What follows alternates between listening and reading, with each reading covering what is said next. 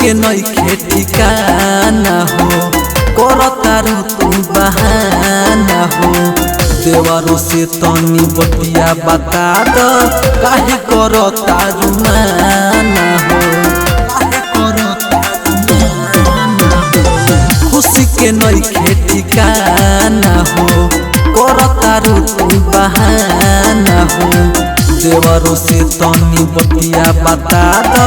काहे करतारू माना हो सुना हमार प्यार या बतारे किशोरा हो सिंगार या बतारे कि रंगवा लगावेला हमरा के होली में भतार या बतारे कि रंगवा लगावेला हमरा के होली में भतार या बतारे बुझला